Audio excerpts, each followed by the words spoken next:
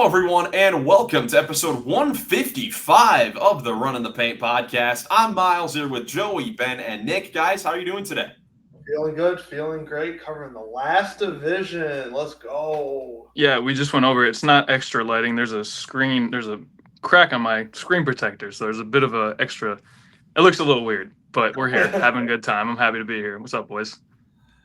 Excited to get into this last division. Can't believe we are already here, and it should be a lot of fun. So let's try to get this portal out of the way real quickly so we can get into this division here. Let's see. First player to guess today. I don't really usually guess the first player too often, so I'll try to think of a player right now. Let's go with Kevin Herter. Ooh. Nice. He's played for a decent amount of teams. Going someone outside of the division, and it might end up being a player from the division. It's an Eastern Conference. Looks like a 6'7" forward who's 28 or 29 years old and wears a number 10 or lower. Going to be in either the Atlantic or the Southeast, which is what we're doing today. I was thinking off the rip. I know Orlando's got a couple bigger guards like Jet Howard and Tristan Da Silva, who's a forward, is like 6'7", 6'8", but those guys are too young. Yeah, we need a guy that's like in the middle of his career, it looks like. Desmond Bain is too young too, right? He might be around this age. No, I think. Oh, jeez, I don't know. This is going to be another one of those where I don't know if they'd consider him a guard or a forward. Oh, that's true. I think he's going to be a forward. Yeah, it's looking like just a straight up forward at 6'7". That's 28 or 29 years old. All right, let's try to cook on this one. What about someone on the Wizards like AJ Johnson? Oh, older. I'm sorry, I'm tripping. Older, We could go with a guy like Jaylen Brown. Oh, Really? Okay. Yeah. I don't know. do that. You think he's 6'7"? I do think Yeah. yeah. I think 6'7". he's around there. We'll see if he's a That's all I 6. can really think of. 6'7". Right, Nick. So this is actually going to be someone in the Southeast Division, a 29-year-old that wears a itty-bitty jersey number here. So let's see. This is one of the teams we're covering today. So it's the Magic, Hawks, Heat, Hornets, or Wizards. This is a young division though, the Southeast. Like I'm thinking Anthony Black is this height, but he's young. Yeah, like a veteran on one of these teams. And he's a forward. Yeah, he's a 6'7" forward. Jalen Johnson is too young. Yeah. Yeah, it's Wait, like all is the this better. Miles All the better. Bridges of the Hornets? Miles Bridges. That's not bad. That's a good guess. Yeah, that's Is he honestly 20? probably. I don't know if he's 29 though. Like he came in the same draft class as like Luka and. But he was also a couple years at Michigan State. But even then, I still think he might be 27. But we could go with it. Do we want to try Miles Bridges? I think it's worth a shot. Sure. All right, let's go with it. Miles Bridges, no good. But he's the number 0 in the Southeast Division. Okay. Okay, number 0 on the Wizards is Bilal Coulibaly. 0 on the Hornets. Can't think of right now. Miles Bridges. Oh, yeah, duh. Hornets, yeah. Sorry. Miami Heat, number 0. It's Terry? not Love anymore. Magic 0 is Anthony Black. Atlanta, number 0. The wing guy. Luke Kennard? I Dyson Daniels? think he's a guard, though. No, not That's this. Daniels. 5, right? Kennard is a good guess. I think Kennard, we should go with Kennard. Luke Okay. Kennard now with the Atlanta Hawks. I'm just not sure exactly what his jersey number is going to be. He also might be 6'5", though. I don't think he may not be that tall. Who else did Atlanta add? Do they still have Bogdan Bogdanovic? Or No, he's on the Clippers. Yeah. Neil Alexander Walker? It's another one, but I think he's more primarily a guard. I want to get this on 4.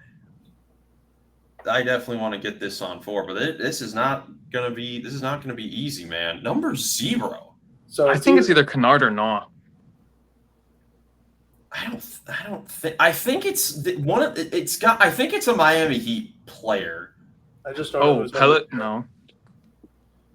They don't have anybody old like that. Like They only have Andrew Wiggins. Yeah, unless it's like Simone Fontecchio, who's now on Miami. I don't know what number Right. he is. right. I don't know. What do we think? I know We can go Fontecchio or Kennard. I'm thinking Fontecchio because he is for sure a forward. He should not be Okay. listed as a guard. Let's try it. Simone Fontecchio. Simone. Got There it. it is. Oh, Nice. there we go. Simone in 4. Let us know how long it took you guys to get Simone Fontecchio. But now let's get into these divisions. And man, last season, a weird year for this division. 3 playing teams, and the number 1 team in this division was 500. So a very odd year for this division. But we'll see if there can be improvement because there are a couple teams that are poised to make some leaps this season. So we'll start off with the Orlando Magic. Play the Play the song. song. Play the song. Play the song. I'll edit it in post. We'll get an edit in post. Oh. That's right. Last season, the Orlando Magic, after a breakout season in 2024, hit by injuries to Paolo Banchero, Franz Wagner, and Jalen Suggs that forced their season to be pretty inconsistent. They ended up probably getting a division champion banner for being 500 at 41-41, losing to the Celtics in 5 games in round 1. And they got one of the biggest acquisitions in the offseason, getting Desmond Bane from the Memphis Grizzlies for Kentavious Caldwell-Pope, Cole Anthony, and 4 first-round picks. They signed Tyus Jones to be their backup point guard, and they drafted Jace Richardson at 25, and they traded for Noah Penda at 31. So this is the Orlando Magic's roster.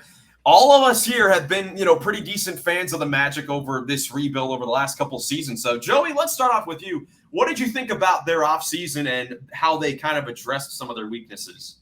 Well, their biggest weakness over the last 2 years have been pretty consistent, and it's the shooting because it's not consistent.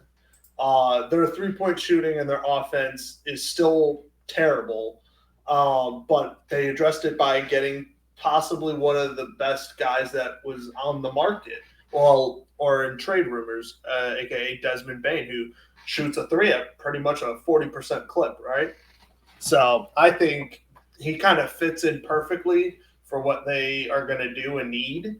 However, if they really do want to take the next step, because at least in my opinion, they've been elite defensively for the last 2 years. I don't see that changing, but I need Franz or Paolo or someone else to get consistently shooting the ball consistently. Yeah. Just someone you can't leave open from 3 because at least Franz has been a big liability. I know just because he can score in the regular season and be fine, but come postseason time, it just seems like the game plan is to cover Paolo and let the other guys shoot the ball, and nobody else can shoot it. So hopefully Desmond Bane changes things. That's what they're hoping on, but it's not going to be just a one-man fix, I don't think. I think Franz, even Paolo can take another step. Maybe Jalen Suggs when he comes back healthy. There's hope, though. They're a very promising team.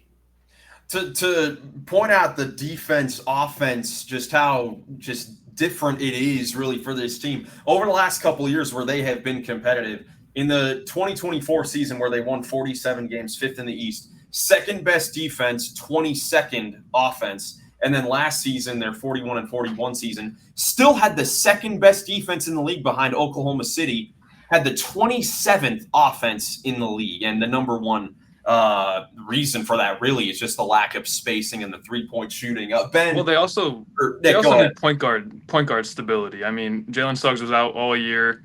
I don't know. Orlando's in a weird spot because they brought in some new faces. Like Tyus Jones is going to be playing backup point guard for them. I think that'll help. I still think there's some untapped potential there with Anthony Black too as a point guard. I'm a big believer in him, but we'll see how that works. But they're in a weird spot because they brought in some new faces, but they're still in sort of a development period for a lot of no one on their roster is over 29. I think Tyus Jones is the oldest guy. Him and Jonathan Isaac are 28 and 29, and they're the oldest 2 guys. So it's they still have a development period. They got some new faces, but they're also trying to win now. So it's just a weird spot for them to be in. Yeah, you're right. Oldest players on this Magic team are Tyus Jones, and just Tyus Jones at 29. So this is still, a young team that, again, has just started to be competitive there with all those young guys. Ben, I mean, offensively, what do the Magic need to do to get out of being a bottom 10 offensive team? Because right now, that's probably the biggest thing holding them back from being a true title contender. Yeah, the offense yeah, has held the back the last few years. And, well, I mean, to get out of there, they're just going to need to shoot the ball from the outside better, really. That's the main thing, I think. And, Desmond Bain should help with that a bit. He's always recently been a pretty good, consistent 3-point shooter, but I don't think, he's totally enough to fix that. And, well, Magic didn't really add any other, like, pretty good outside shooters this off season. So, I mean, you gotta hope some guys will step up from there. But they did draft Jace Richardson, who I did think the Magic got a great value in the draft. I really like him. I think he could potentially turn into a nice free and D guy for the Magic, and it would be nice to see flashes of that this year for the Magic. The other thing is Right. they need to push the ball. They were 29th in pace last year. There's no reason that this young athletic team should be walking the ball up the court. I think like they need to get Paolo in better situations. I think having a point guard will help with that. But like Paolo is not the point guard. Like a lot of times he can be the engine in late game situations or like for a game, but throughout the course of the season, like you're gonna want him attacking closeouts. You're gonna want him like making connector passes and hitting spot up, like being a threat from deep. So he's not the point guard, and they need to push the pace. Yeah, well, and I think the problem was Jalen Suggs was out for a lot of last year, and you saw like at the end of the year and in the playoffs, Corey Joseph was the starting point guard, and percentage-wise, he was their best three-point shooter at what 36%?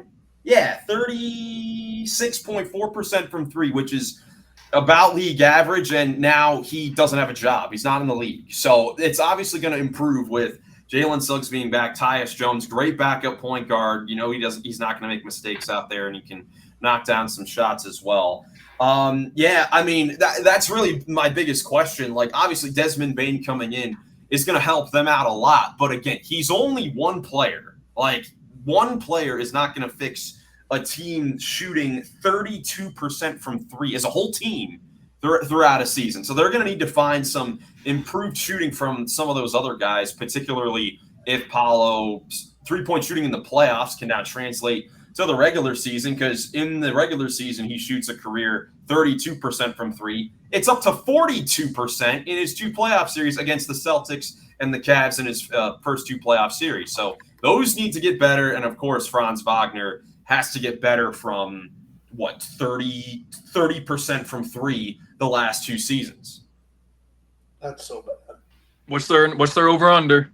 Over-under for the Orlando Magic is 50.5 wins, which is third in the East for this team. Because, of course, defense is going to win you a lot of games, and they did acquire Desmond Bain could be an all-star caliber player in the East. He can do a lot of different things. He's not just a three-point shooter. He can operate in pick and roll. So, this is a team that could do some special things, and they're projected to be a 50-win team this season. What do you guys think about this? I don't know if they'll get to 50. I would probably go slightly under. They're kind of handcuffed with the roster they have because they are in the first apron. So I don't really see them going out to make a move to, bring in anybody else. And I think it's going to take some time for them to like gel with the new faces like Bain and stuff. What was their record to end the year last year? 14-12 after the All-Star game. Yeah, I think they'll probably be right around that pace for the whole year. And I don't know. It's around 50 wins, but I'd probably shade under. Interesting. All right, Joey, I'd probably go just a bit under as well. I don't think they hit 50. I kind of have to see it to believe it, their offensive problems, because their defense, they're easily a 50-win team, but their offense is just so bad, and at least it has been the last couple of years. I don't think it gets them to 50 wins. Ben, what do you think about 50.5 for the Orlando Magic? Yeah, I'm going to have to go under because I think their offense kind of holds the bat, and I think it will still, even though I think they'll improve a bit more there with Desmond Bain. But, there's still isn't totally enough with the shooting, really. So I just think this is what's gonna hold them back to being there. Yeah, I agree. Slight under for the Magic, but they should definitely be focused on being one of. They need to be a home court advantage team in the Eastern Conference. I feel like with that defense in the regular season, they got to be a home court advantage team, and then slowly we're going to need to see this team at least win a playoff series. At this point, because it's been trending towards the direction of them having this type of leap. I mean, we're seeing that with them being projected to win 50 and a half games. It just may be too early for this team, but the mindset for them should be home court team and win a playoff series. I got one question for all y'all. If they don't get home court advantage, but they do make the playoffs, like maybe they barely get the 5th seed, like whoever, maybe Philly, like we said, could pop in there and do really well, and they just happen to lose because it beats back to an MVP level. If that happens, but their offense gets slightly better, but if they don't get home court advantage, do you think the coach is on the hot seat? I was going to ask that. Jamal Mosley, I think that if they do well in the regular season, I think if they don't win a playoff series, he's going to get fired. I agree. Because it's actually kind of funny because he's very, in the coaching world, he's very close with JB Bickerstaff. And I kind of see some parallels with JB Bickerstaff on the Cavaliers. Like, obviously, Orlando, because they don't have the 3-point shooting for them to have an amazing offense, but I still feel like there are some coaching strategic things that the Magic could do better. Like you said, Nick, for this young athletic team that does have potentially opportunities to get out in the open break, they should not be a bottom 10 team in pace. And I think that is 29th last year. Oh, yeah, second lowest pace in the league. So I think that can also be partly on coaching. So even if they have like a 50-win season, I feel like if they lose in the first round again, then he's going to get canned for someone that is just a better offensive coach and then can unlock this team later. I agree. But either way, excited to see the Magic, their new uniforms, their new logo. They brought the pinstripes back, so excited to see how they look good on 2K. Yeah, sorry, Miles. They look good on 2K. Yeah, they definitely look good there. But moving on, we'll go to the Atlanta Hawks, who last season were 40-42, 8th in the East, but lost to the Magic and then the Miami Heat in the play-in tournament. So they ended up being a lottery team. They did all that despite Jalen Johnson, who had a monster second season, getting injured midway through the season, making some trades midway through the season. And then this offseason, made some pretty good moves. They get Kristaps Porzingis from the Celtics and a salary dump move from them. And then they go out and sign Nickeil Alexander-Walker and Luke Kennard. And they also drafted Asa Newell in the first round. And they also acquired the best of New Orleans or Milwaukee's first-round pick for this season. So, Nick, they had a very good offseason for the position they were in. This is their team. What do you think about the Hawks offseason? I thought they had probably the best offseason in the East, maybe in the whole league. Only other team in that conversation for me is the Clippers. The Hawks and the Clippers had two of the best off seasons. Like you said, added KP. And then a big thing is, honestly, they moved on from the Trae Young, DeJounte Murray experiment. So, we're going to see Dyson Daniels get his run, and Atlanta can just basically close the chapter on that whole enigma of a situation. When that duo came together, I'm like, it's just a crappier version of Garland and Donovan, and they never really were able to achieve much. So I think it was good that they were able to move on from that. Something you didn't mention is that they also signed Jalen Johnson's brother out of USC this year. Kobe Johnson has a contract with Atlanta, so they're gonna have a duo of brothers there. My big questions for this team going into the year are: what's the center rotation look like? How are KP and Onyeka Okongwu going to split time? Are they going to split time? Are one of them going to win out as a starter? I think that's going to be an interesting competition to monitor throughout the year. Probably one of the best positional competitions across the league. And then the other question I have is can Jalen Johnson affirm himself as a reliable number 2 option? He was 19, 10, and 5 last year on 50, 31, and 74 from the line, which is pretty good.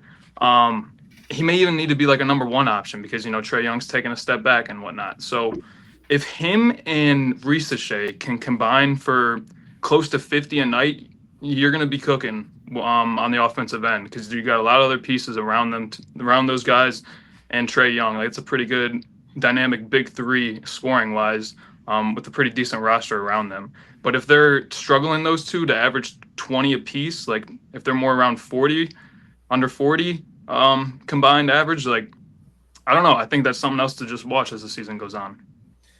So, Ben, last season, we kind of got to see kind of the formula for how you can build a great team around Trae Young, surrounding him with only defense and length, with Dyson Daniels, who was most improved player last season for the full season, nearly won Defensive Player of the Year, Reese Shea, the number 1 pick, Jalen Johnson when he was there, and then Okongwu, and now they bring in Porzingis and Alexander Walker. I mean, Ben, I just think the Hawks did such a great job building out this roster to fit around their all-star point guard. Yeah, I agree. Really like their off-season building defense, the way they've started building recently past DeJounte Murray's been the right way to build by the Hawks. My biggest question mark for Atlanta is going to be how good will Kristaps will be. I mean, who knows what you're going to get out of him? I mean, he just looked like that last year on the Celtics. But if the Hawks could get a Porzingis who, stays somewhat healthy, looks great defensively, plays pretty well offensively, can just look dominant at times in the paint. But I think that could bring the Hawks up to an even another level this year. That could make them scary if he could look like, the Porzingis that he was when he was looking really good on the Celtics. And I think they have pretty good shooting around Trae Young's, pretty good defenders along with Trae Young. Nickeil Alexander, Daniels in that backcourt plays pretty good defense to complement the scoring. I really like that. I really like how the Hawks are built. This team's going to be great if they stay healthy. Caw. Yeah, Joey, I mean, I think what Ben brought up with Porzingis is obviously important because, I mean, he is a very special player when healthy. I mean, even last year in the regular season, he had a very good year. I mean, he averaged 20 points, 7 rebounds, shot 41% from 3. I don't think that gets talked about enough, how he was still such a great player last year just because of the weird viral illness that made him unplayable in the playoffs. But we did get to see during Eurobasket him look pretty good. I mean, in the 6 games, he averaged 20 points and 9 rebounds. And in the final game where Latvia got eliminated by Lithuania, 34 points and 19 rebounds for Kristaps Porzingis. So it appears that he's going to be that all-star player. And if he can be that, I feel like the Hawks could do some special things. I would 100% agree with that. If he stays healthy and stays not like just that effective, oh my gosh, you're not going to need what Nick said, 50 out of Reese Shea and Johnson. You're going to get 50 out of Johnson and KP, or Johnson and Trae Young, or KP and Trae Young. Or Reese Shea. Like if Reese Shea takes that jump, like I'm not discounting him. I'm trying not to at least. But I like him a lot. They literally have now 4. If Reese Shea takes that jump, they have 4 guys that 2 of those guys can combine for 50, and then you're kind of set because, like you said, they have defenders at every position that can really help them. Obviously, Trae Young's just going to be just running that offense, but if you have Dyson guarding whoever the best guard is, you're kind of set. And Reese Shea, this team is. I'm really hype on the. I'm really hype on the Hawks this year. They might have 2 or 3 All-Stars this year. I think that could definitely be in play. I mean, look, the starting lineup in general could put up 80 to 90 a game if healthy. Like, so what do you guys think is their ceiling? I mean, their ceiling. I honestly think that the sky could be the limit for this team potentially. I agree. Like in the regular season, I don't know. Defense. Do they deserve one yet? Then do they deserve a ceiling? No, not until. Maybe that's the better question. Well, see, that's the thing, because it feels weird to say that the Atlanta Hawks shouldn't have a ceiling and the sky is the limit for them. But, dude, this team could be – I mean, I would honestly not be shocked at all. You know, of course, Cleveland – right now with projecting the East, it's Cleveland and New York, and then it's everyone else. and that's expected to be the Eastern Conference Finals. I'm not gonna count out that this Hawks team beats one of those teams and makes it deep in the playoffs. Well, here's the thing. You talk about those 16-player guys. They just brought in, or 16-game players for the playoffs. They just brought in 3 of them in free agency, in Porzingis, Kennard, and Noah. And then this guy that they drafted at 23, Asa Newell out of Georgia, he's 19, bro. 6'11", shot 30% from 3 last year. He was number 11 out of high school. Went to Georgia. He went to Montverde. I forget who he played with down there, but he's legit. That's the funny thing about the Atlanta Hawks and like this division. We just talked about it at Orlando, where they are kind of in win now mode, where they have the talent. Like same with the Atlanta Hawks, they got Trae Young and Porzingis who are now getting up there in age, and with Jalen Johnson already getting injured, like you kind of want to win as soon as possible because you never know when the injury bug is going to hit or when are these guys going to really start to regress. But you also have Reese Shea and Asa Newell, and again, Jalen Johnson just finished. It's only 3rd or 4th year now, right? Like, and Dyson Daniels is still their guys are still developing way too much. Like, they still have a lot of development to go through, and like that's why I don't really want to put a ceiling on them yet. But I feel like the floor isn't as high though, just because they do have that. Because they haven't made the playoffs. I feel like the floor is just to make the playoffs, whether it's win the play-in tournament or ideally a top 6 seed in the East, which is very, very doable for this team.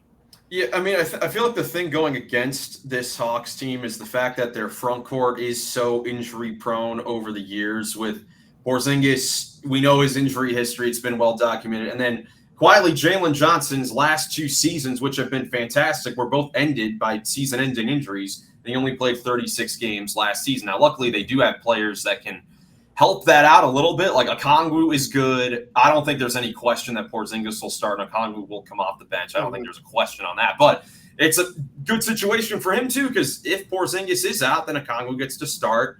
Then that backup center becomes a question because – you never know. I mean, I don't want to trust rookies too much on these types of teams. Like Asa Newell, I think will be good. I don't want to count on anything from him this year. Right. I think Kennard being a great 3-point shooter is going to help out. They're going to need their perimeter guys to knock some shots down because Trae Young. I think Trae Young is in for a more efficient season because last year he was the best playmaker in the league. Still averaged 24 points per game, but could definitely still be efficient. And who knows, maybe this whole thing with Patrick Beverley over the last couple of days can start to get I've been seeing that. I'm expecting Trae Young to put up a dark horse MVP season. Dark horse. I don't think he's going to win the thing, but I think this Hawks team should have their eyes set on being one of the top teams in the East. I was going to say, here's the thing. Nick said he had a down year last year. Who?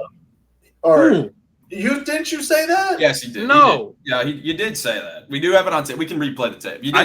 I'm the biggest supporter of Trae Young on the. That's why I was shook when you said it. I'm like, he had a down year, or he's getting up. I'm like, he's maybe his scoring was down, is what I said. I don't think I would have said he had a down year. I was like, he averaged 24 points, and he shot 34 from 3. I'm not going to count on Trae Young shooting that inefficiently, which 34% still isn't really that bad. What's their number? Over under for the Atlanta Hawks is 46.5 wins, which is 4th in the East. Up. Going over. I'll probably take the over on that. Ben? It is tricky. It is still tricky because when they're healthy, they should be really good, but that could be a big if. Kind of around there. Vegas got the number right, Ben. I got to pick something. I'll go just a slightly under, but we'll see. The Hawks will be good, but there's some question marks that team that I'm questioning them on how reliable will guys be and stuff, but they could be a good team though that will compete. Yeah, I'm going over. I expect this team to be a 50-win team this season in a weak East. I expect them to be a 50-win team and a potential to go deep in the playoffs. Like every time you guys say that about the Hawks, it just never Never happens. But they haven't had an all-star caliber front True. with a defensive player of the year caliber at the 2 guard. Like True. I think this is by far the best team that they've put together since Trae Young's been there. Yeah, I agree. Possible. I mean, this is one of the better looking rosters that they've ever had.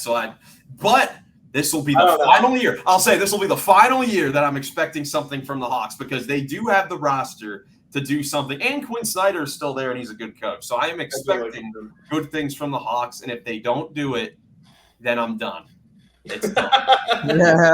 But anyways, next team, the Miami Heat, who last year basically had a big cloud over them the first half of the season with Jimmy Butler, who then got traded to the Golden State Warriors. The Heat then had a weird second half of the year, 10-game losing streak in the second half of the year. Ended up getting the 10th seed in the East, winning both play-in games against Chicago and Atlanta to become the first 10th seed ever to make the NBA playoffs before absolutely getting destroyed by the Cleveland Cavaliers in round number 1. This offseason, they acquired Norman Powell from the Clippers for basically nothing. And then they got one of the steals of the draft, getting Kasparis Jakushonis at 20. So, Ben, let's start off with you. What did you think of the offseason for the Miami Heat? I like their offseason.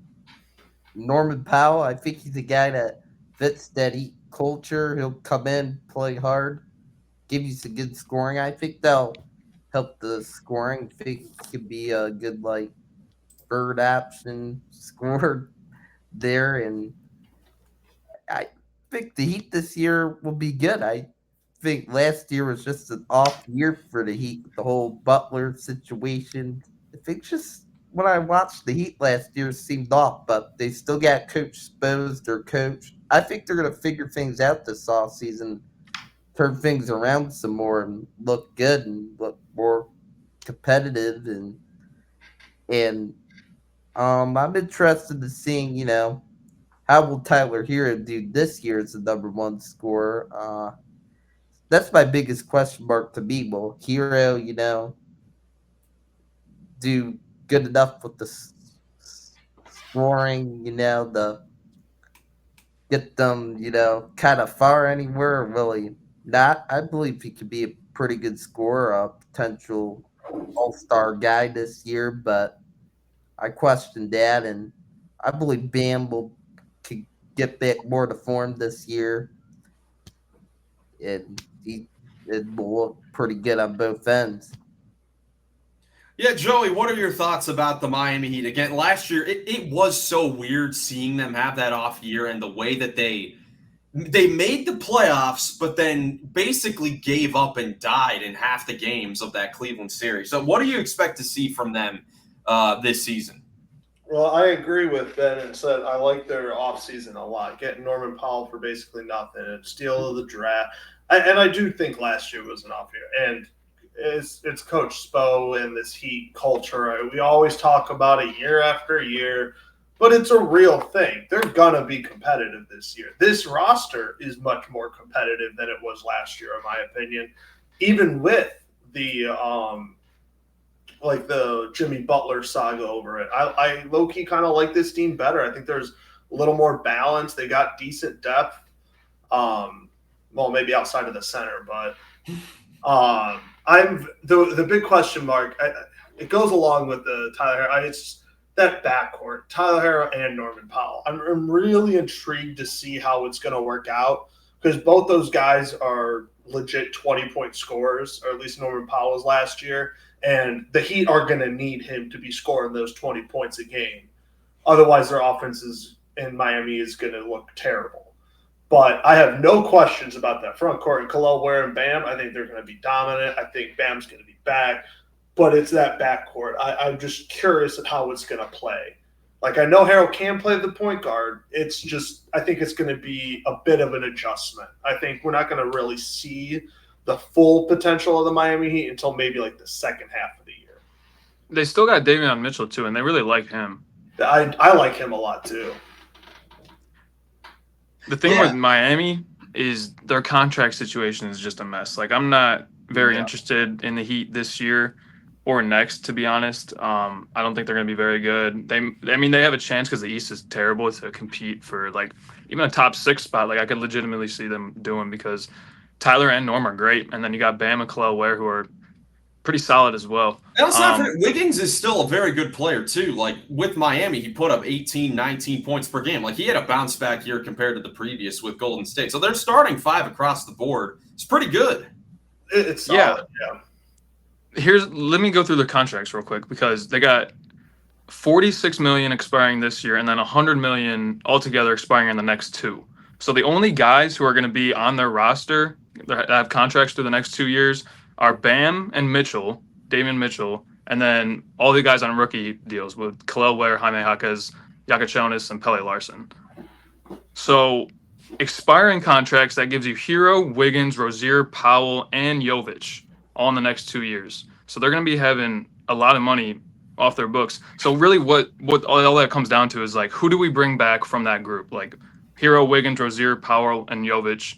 Are we bringing them back? Because we're not keeping all of them at their current price. And, like, who can we make a deal with to bring back? And then, I think they're just looking a couple years out. They might be looking just next offseason, the 2027 offseason, kind of like what the Clippers are doing, and I'm sure other teams are doing as well. I mean, the Brooklyn Nets with all the cap space they have as well, because, I mean, there are some big-name free agents, and I think that's a big reason why they made the Norman Powell trade. They got off some money, and Norman Powell, while he's really good, and he's expiring for $20 million this year. Terry Rozier's awful $27 million will be up after this season. Fontecchio's $8 million will be off after this season. And then Hero's on the last year of his deal next season for $33 million. They'll have to decide whether they want to extend him or anything like that. But yeah, as far as this season goes, I think that they do have they have a decent looking team. I mean, this isn't bad. I got a question for you guys, because Hero's going to be eligible for a 3-year, $150 million extension after this season, or I think he already is now. Like, they could restructure next year's deal to include that. Would you guys sign him to that deal? $50 million player, Tyler Hero? I really got to see it this year. I feel like you brought up a lot of good points, and I feel like this year is like a tryout year for a lot of these guys.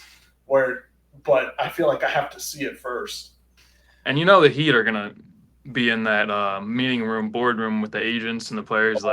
Can you come down to this number? Oh yeah. Yeah, I mean, I don't know. I mean, last season, he averaged 24, 5, and 6. He did make his first All-Star team. So, I mean, he was very good. He's obviously, a great three-point shooter. He had some crazy takeover moments throughout the year. The biggest one I can remember was a game against the Lakers early in the year where he scored 20-plus points in the third quarter to blow open the game. But, it's defensively, if those guys can hold up in the backcourt. I think that's my question with this team. Again, all these guys are pretty good in the starting lineup, particularly Hero and Adebayo. Those are seen as the two big building blocks going forward. But do they, in order for them to compete and be a contending team again, do they need a Jimmy Butler-like player? Do they need someone to be the alpha dog, better player than those guys? Or can Bam bounce back and become the number one player on the team? Can Hero be the best player? Things like that. I think one of those guys can do it, but one of them has to be it. They do need one of those guys to be an alpha dog, but it just depends on who it's going to be. I don't think they're making a conference finals with either of them as their best player. Right. Put it that way, I guess. Yeah, I wouldn't. I wouldn't think so Not either. with this roster, yeah. I wouldn't think so either. But so let's go to their projected win total this season. Ben, they're projected to win 38.5 games, which is just over their 37 win mark last season. The 38.5 would have them 9th in the East, so in the play-in again. Ben, what do you think about this for the Heat? Yeah, that's interesting, but I'm gonna have to get it over. I think they can win some more games with that. Not a ton of games, but I think the Heat, can win a decent amount of games. Just sneak into the postseason stuff, kind of like they've done before, and they'll be better this year, but kind of similar to before. Joey, what do you think? I tend to agree. Slightly over, closer to 500, maybe around 40, maybe 40, 41 games. But I just think with the Heat culture, Spo. They got a lot of guys that Butler saga's over. I think they got a lot of guys that are just going to play hard and like try out because there are so many expiring. I think they know that there's so many expiring contracts. They're going to play harder than a lot of people are predicting. Nick, what do you think? Yeah, I think they're almost certainly going to be between 35 and 40. This 38.5 number is like one win too high for me because I'll go under. I think they're more likely to win 36 or 37 or 38 than they are 39, 40, or 41. Yeah, I think I'll go slightly over, but right around this mark too. I think they definitely got better. Getting Powell for nothing, I think is great because he had a great year last year for the Clippers. And I also think that the way that their season ended last year is going to boost them up this year. Like, I am very sure that Eric Spoelstra and that Heat coaching staff is not happy about them losing the first round to a Cavs team by 122 points and losing by 55 and 37 in their 2 home playoff games. Like, they got swept. Yes. So if you add those 4 losses at the end of the year, 12 and 21 after the All-Star game. After the Butler trade, where things were iffy, so you never know. I mean, I don't know if I'm kind of throwing that second half of the year record kind of out the window because there were just so many things going on, and they were just so inconsistent. But I will go slightly over. I think this will be a team that's probably right under 500, but it wouldn't surprise me if this roster wasn't good enough to be that competitive because all the guys are solid, but it's nothing too special. Yeah, they had this division had 3 playing teams last year. Now potentially 3 playoff teams. It could if Miami. I'll tell you, I honestly think I'd have to see how my standings predictions play out, but I feel like it would kind of be a surprise to most if the Heat ended up making the playoffs as like a top 8. Far in the play-in. Like if they hosted a play-in, I think people would be surprised by that. But anyways, moving on now, we've talked about 3 play-in teams. Now we're going to the basement in the Eastern Conference, the 2 worst teams last season. The Charlotte Hornets, who last season, in a year where there were some expectations for them to maybe be competitive, they won 19 games, 14th in the East. They got the 4th pick in the draft. They selected Con Knipple. Also got Liam McNeely, Ryan Kalkbrenner, and Sion James. And they also brought in Colin Sexton, Spencer Dinwiddie, and Mason Plumlee. So a whole array of moves here for the Charlotte Hornets, Joey. What did you think about their offseason? I actually kind of liked it, and they moved on from Mark Williams finally because that was just a mess. But I like their offseason. Again, they're making good moves, but some of these guys, they need to show improvement. They need to learn how to win. I truly don't know what to do with Charlotte at this point. Like, they got great young talent. They got a lot of young guys, but until these guys know how to win, and unfortunately with Miles Bridges and LaMelo Ball being there as your quote-unquote leaders of that team, you're not going to really learn how to win. And that's just the unfortunate cycle I think Charlotte's in right now. Yeah, Ben, this offseason, I mean, I think would you say they had a pretty successful draft. I mean, they brought in some good-looking prospects, and then they brought in a lot of guards this offseason. Like, they have a lot of decent guards on their team. What did you think about their offseason? Overall, I liked their offseason, mainly because of the draft. They had a decent amount of draft picks this year. I thought they took some nice prospects with some good potential with those picks. And, some of those guys, those rookies, helped the Hornets to be pretty good in the Summer League. It showed some good flashes there, like Con Knipple, pretty good in Summer League. I feel good about him coming to his rookie year for the Hornets. I think he could be a nice pairing along with LaMelo in the backcourt coming up the Hornets.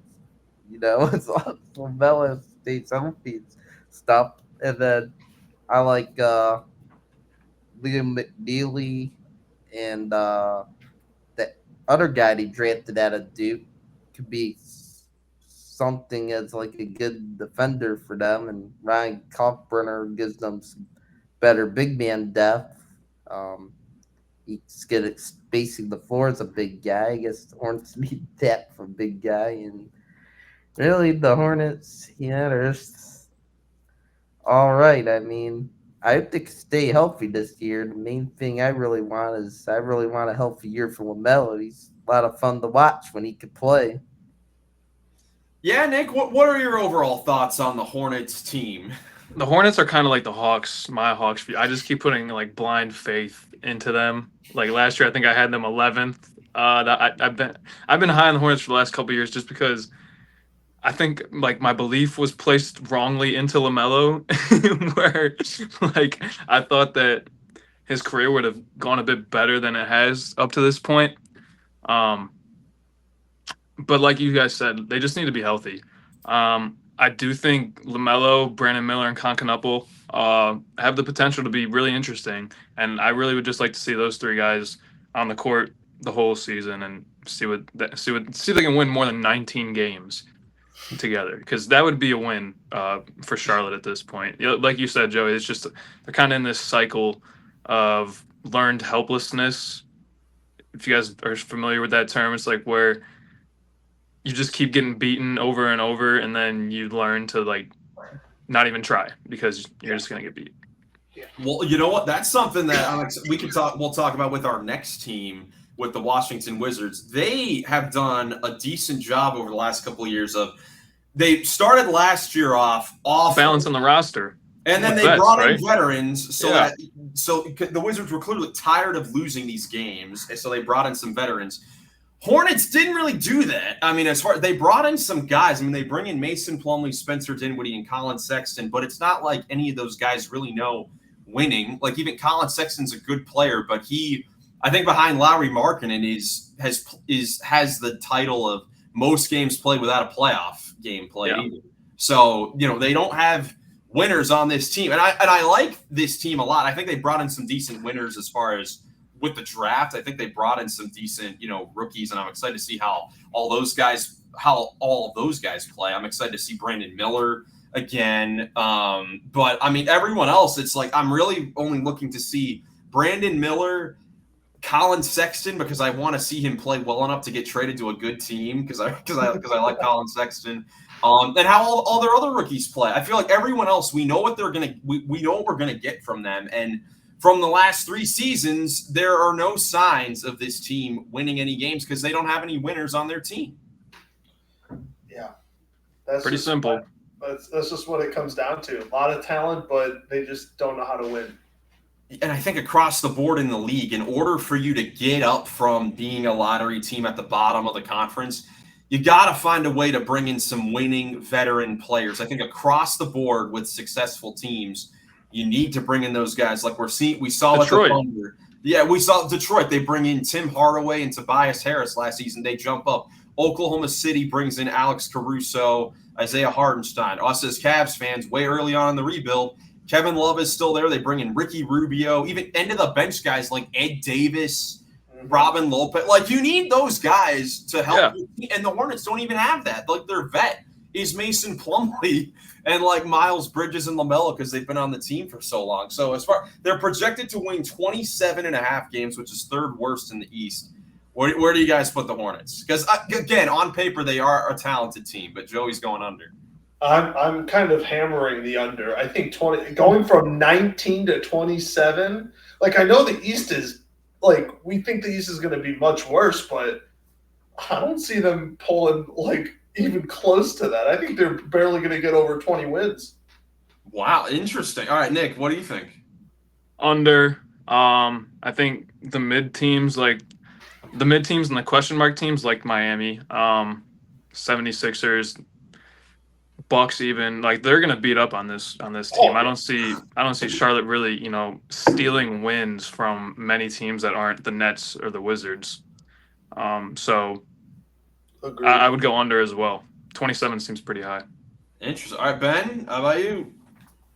Yeah, I think I would have them around where Vegas has them. A bit tricky.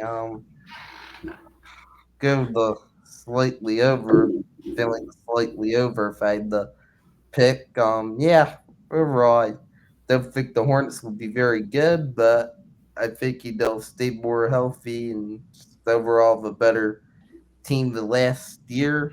Some good young guys that will develop even more to where they'll get some more wins, but not a ton of wins though. I'm glad we have at least one person on this panel that's a believer in the hope that the Charlotte Hornets have. Yeah. I have them a little under. I think they're going to win 23 to 25 games. Dude, if this team still is in the teens for wins, then a whole lot has to change. I mean, this will be the first team that the league looks for when they go to expansion. If that happens, like that'll be a disaster because again, on paper, they got talented players like across the board. But I mean, something we didn't really talk about was the center position. Holy moly. They'll roll out Mason Plumlee, Moussa Diabate, who's a great rebounder, but he's strictly like an energy guy. I think he's 6'8" or 6'9". Then Kalkbrenner. This just needs to be a trial run for a lot of the young guys to play. I mean, even like non-rookies that'll get more experience. Like Trey Mann had a good start to the year before getting hurt. I like Nick Smith Jr. We'll see. Tajon Salon so far looks like one of the worst top picks from, I guess, last year's draft. We'll see if he can have a bounce back sophomore year. But either way, not really too excited for the Hornets. Him being below Grant Williams on that depth chart is very, very telling. Yes, it is. But now we go to a team that was the worst in the East, the Washington Wizards, at 18 wins last season. This offseason, they had the 6th overall pick, one of the worst luck, worst odds in the lottery there to get Trey Johnson at the 6th overall pick when Ace Bailey wanted to go to the Wizards, but the Jazz took him at number 5. Trey Johnson goes to the Wizards. They also got Will Riley. And then they also made a swap, essentially, for C.J. McCollum to Jordan Poole, or the other way around. So C.J. McCollum now with the Wizards, Poole on the Pelicans. And they also swung into a trade to get Cam Whitmore from the Houston Rockets. So this is what the Wizards team is looking like in the middle of last season. They traded Kyle Kuzma for Chris Middleton and A.J. Johnson. So you can tell over the last couple seasons, they've been trying to bring in some veteran guys to help mentor the younger players. So, Joey, what are your thoughts on the Washington Wizards and just their outlook last season?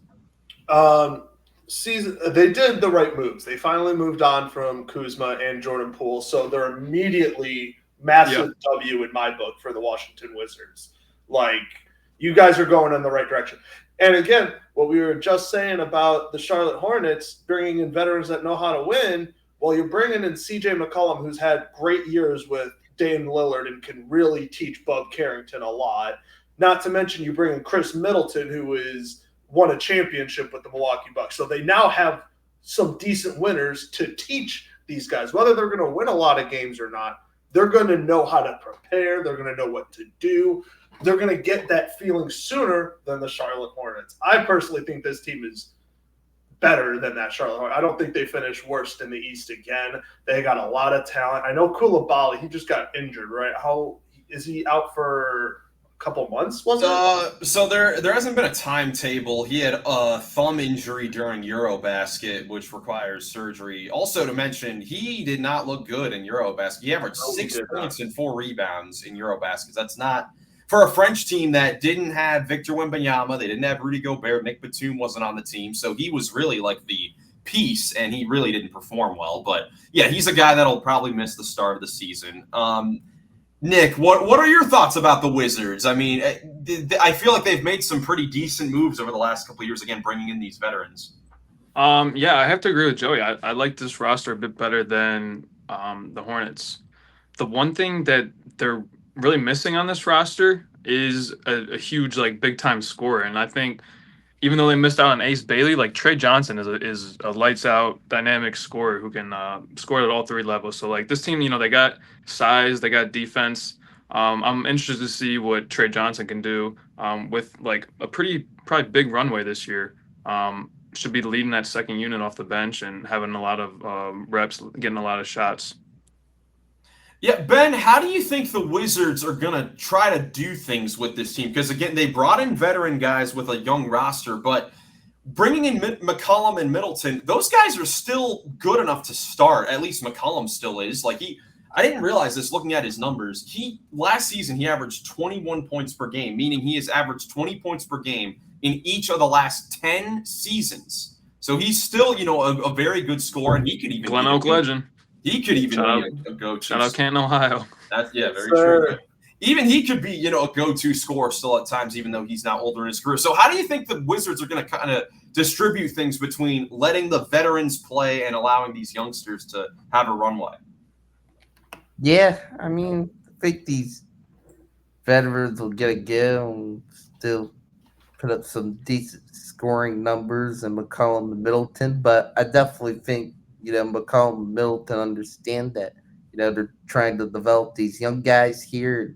I think they'll really try to help mentor these young guys for the Wizards and push them to get better. I'm sure the Wizards will be really focused on the young guys, of course, and yeah, I definitely like the Trey Johnson draft pick for where, the luck just fell for the Wizards. I think he can be a electrifying scorer, like what Nick said. And the Wizards, they really need to find that, guy who could become that next electrifying scorer for them, could be that go-to guy for their future that can hopefully be like a superstar for them. And to me, the Wizards, man, I'm going to call it like 4 to 5 years from now. I think they're going to be good and then getting up to really good as a team. Their rebuild, what they're trying to do here is kind of reminding me of like the Thunder back in like 2020, 2021. I think the Wizards, it's going to take time with this rebuild, it seems like, but I think eventually, things are going to just come together like 4 or 5 years, and they're going to be pretty good and be scary to the league. I don't mind that comparison at all because look, these Wizards young players have a lot of promise, and a lot of that is because of the defense with some of these players, with Sarr, Koulibaly, in the front court potentially. Even I feel like AJ Johnson could be a good defensive player. He's motivated. Yeah, I mean, it will be, who is going to be that offensive face of the future for this team, and it probably. I don't know if there's one on the roster now. I think it will probably come in the draft going forward. But Joey, are you gonna bring out a Cam Whitmore? I was just about to say I might be drinking what our good friend Jackson Goglin has been drinking over the last couple of years. He's been very high on Cam Whitmore, and this is kind of a perfect situation for him. I know he's behind. It's like on your depth chart, it looks like he's behind Kispert and Middleton. But come on, he's got to have the best chance on that team outside of maybe CJ McCollum to break out as that 20-plus scorer. At least in my opinion, he's got the athletic ability. Like, he's shown spurts of it, but with this kind of young group where they're going to be looking for a guy to come in off the bench to bring a spark, he could be that spark, and then who knows what that can turn into. Hey, I think by the end of the season, he's going to be the starter. I think he will be starting small forward. Also, because we've talked about teams' cap situations. The Wizards, it's very, very interesting because both Middleton and McCollum are expiring contracts this season, which is $64 million off the books this season, which is a lot of money that the Wizards have to play with. No one wants to go to play in DC. That's the problem. Well, you never know with the way that things are looking with this team. Yeah. Ace Bailey wanted to be drafted by the Wizards. You never know what player could want to go. I mean, honestly, I don't know what player wouldn't want to go to a situation like this where if it's kind of like the Houston Rockets in a little bit of a way, although they don't really have any prospects like a Jalen Green, Thompson. Just walk in the door and take over. Yeah, like Kevin Durant, he gets to walk into Houston and immediately be the number one option offensively. It's kind of the position the Wizards could be in. And who knows? Maybe there's a world where CJ McCollum ends up staying on this team because he could. I feel like he's going to be really good for the Wizards guards because they have a lot of promising guards. And like you said, Joey, not for Bub Carrington, I think he's going to be huge for his development. Oh, yeah. I completely agree. But overall, for the Wizards, I want to say too, they also got Malachi Branham as well in a deal with the Spurs as well. I forgot to mention that too. So they've done a good job of getting veterans and also these younger players that didn't really fit on their current situations for Whitmore with the Rockets, Branham on the Spurs. So definitely a lot of opportunity for guys to come out and learn. But as far as their wins, probably not going to get a whole lot of wins as a result of it. They're projected to win just 21.5 games, which is second worst in the East, only ahead of the Brooklyn Nets. So what do you guys think about 21.5 for the Wizards? Ben, let's start off with you. That's another tricky one. Yeah, I see them right around there.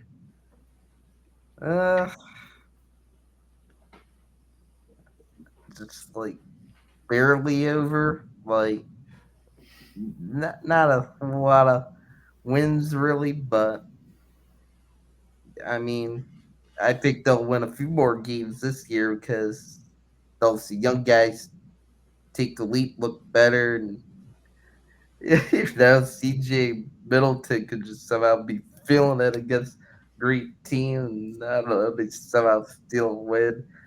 But I think this team will be looking, to just, develop the young guys, rebuild, and hope they can just land the top pick. Their lottery odds are better in the next lottery. Yeah, that's really the hope for this team, is to get a high draft pick, and with all the cap space, hope that someone wants to come play in DC, which I think there is a low probability of that happening, but you never know. I think it would be a very promising situation to go to. Joey, what do you think for 21.5 for DC? Well, I had Charlotte probably winning around that mark, so I had them way under. So I'm going to go higher. I think the Wizards are going to hit at least the 25 mark. I think they're closer to 25 to 27, personally. Nick? I'll go over 2. I think Vegas has it wrong. Charlotte and Wizards, I would have them flipped. I think the Wizards are going to be higher than Charlotte. And that would put them around 24, 25, 26 wins. I don't think they'll get over 25, but 21 seems a bit low. Mm-hmm. This is super. The other thing is they want to be bad. Like, they want the pick, so. That's the thing. They want to be bad, and they'll have the veterans there, but I don't know how much, they'll probably want to monitor McCollum and Middleton's games played so that the young guys can play, and also that they can, eventually move on from them, going forward potentially. So because of that, I think I'm still going under with the Wizards. I still think they're going to lose a lot of games because, I think them not having a true number one guy is probably going to matter in a lot of these games. There's just, I don't know how many favorable matchups they got, across the board. So I'll still go under, but I absolutely love what the Wizards are doing. I agree with Ben. They have one of the most promising futures in the league, in my opinion. Agreed. With that, every team has been previewed, and all the division previews are over.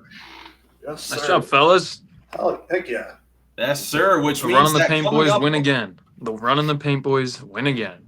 That was time to rank the ball, That's right. Digits who were thinking high on who we're going to put above one another. We'll find out.